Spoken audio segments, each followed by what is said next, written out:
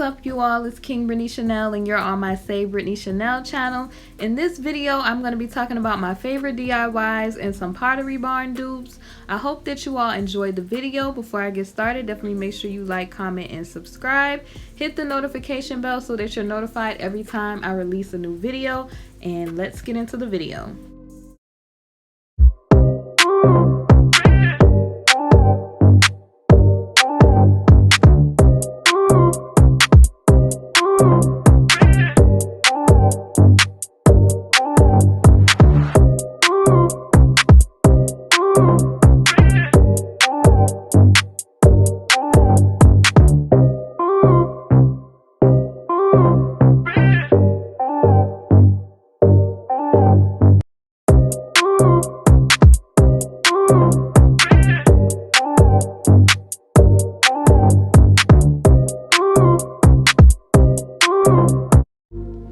Okay, starting out, this DIY was a DIY that was inspired from me just browsing around on Pinterest, but I wanted to have a place to store my laundry baskets. As you can see, there's one from Walmart right here for $328.49 where they have their laundry baskets stored. All I did was I went to my local Home Depot and I got some wood cut to make this basket. And as you can see, like, when I'm zooming in, there were L brackets that we connected, and then also we went and got the bun feet also from Home Depot. They have them at Home Depot, they have them at Lowe's, where you could just buy the tools that you need and then screw them on the bottom. You basically just screw them on and then you just twist on the feet, which you'll see when I get to the bottom here in this video. And then we just got some paint, some bare paint, and painted the unfinished wood, and it was just perfect for my laundry baskets. But of course, a lot of measuring and things went into it because it just depends on what size laundry baskets you want to have and what type of space you're trying to do. But it was really simple. Like, I know it kind of looks like, you know, all DIYs, but it was really simple. Once you know what measurements you need, you can get the wood cut at Home Depot. You can buy the wood at Home Depot. And most of this came from Home Depot to make this. So it's pretty simple.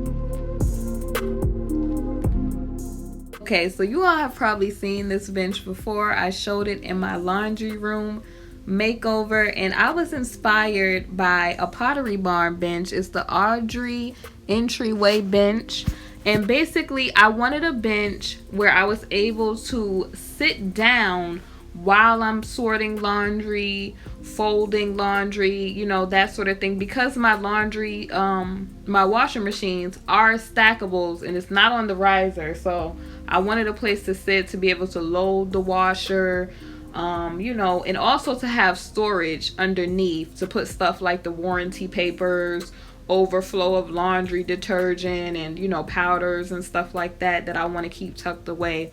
And I just bought a thrifted bench and then bought the baskets. I believe these baskets are from Target, and I painted the bench a royal blue. This DIY was pretty simple too. If you want to do a similar one, try thrifting. A lot of things may not come in the color that you're looking for.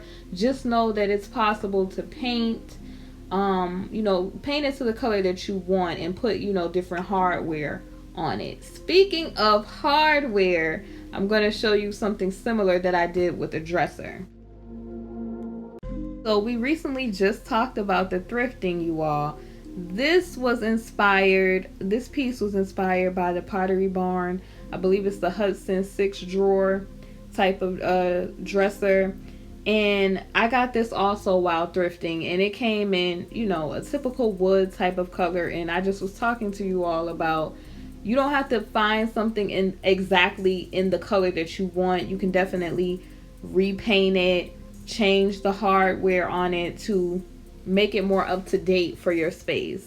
And typically when you thrift, like, you can find so many treasures. Like, people, you know, may have put out an old cabinet or an old table, you know, some old bar stools, and you know, you take some paint, you know, wipe it down, bleach it down, spray it down real good with some Pledge, and then, you know, paint it, do what you have to do, change the hardware, and it just looks so cute in the space.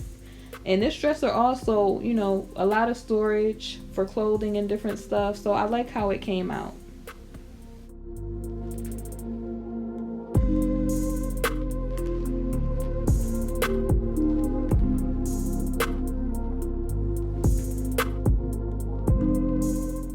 Okay, honey, so who doesn't like a good Eagan mirror? This DIY was inspired by the Pottery Barn Eagan mirror. It was like the multi-panel mirror, and this one was running for $2.99. They also have different sizes and different ones with multi-panels as well, but I wanted a gold one. So this one was very simple also, this DIY. I went to Home Depot and I got a thin piece of board. You want to make sure that your board is thin, because you don't want it too heavy, because if you're putting it on the wall, that's a lot of weight. I also got the mirrors from Dollar Tree, and I got the craft little jewels from, I believe, Hobby Lobby. And you're also going to need some E6000 to make sure that the mirrors are sticking to your board. But it came out awesome, and you know, not as much as the Pottery Barn Eagan mirror, but just as good. I believe my mirror cost me less than $20, so I believe that I came out on top with this DIY.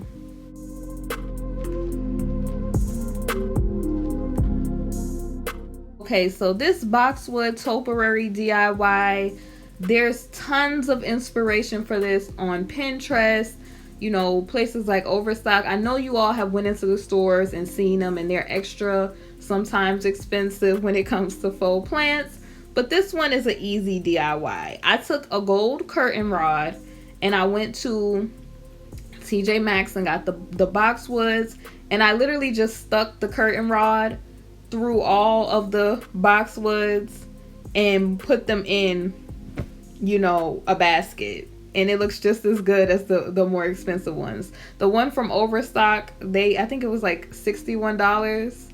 So how cute is that? Like, you just take a curtain rod, whatever curtain rod of your choice, and literally stick it through, and the Boxwoods stay. And you have like a cute plant, not all extra expensive like a lot of faux plants, because the Boxwoods aren't even that expensive when you go to places like Marshall's, HomeGoods, TJ Maxx. They have them literally all over the place. Sometimes they also sell them at Hobby Lobby as well.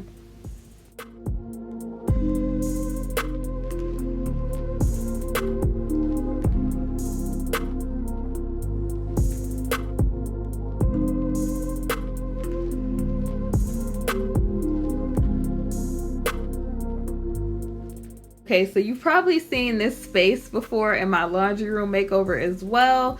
I wanted an ironing board hanger similar to the one on Pottery Barn, and theirs is running for $69. I was able to get my hooks for my laundry room from Hobby Lobby, and they were originally $3.99, but of course it was 50% off that week, so I got them for like $2, and it made the perfect place for me to hang my ironing board. And you know, I saved some money, because $69, that's a lot. You know, we want to be cute on a budget. I mean, it's not necessarily a lot, but if you don't want to pay $69 for an ironing board hanger, then I mean, $2, you know, for however many hooks you want, you're coming out on top with a DIY like that.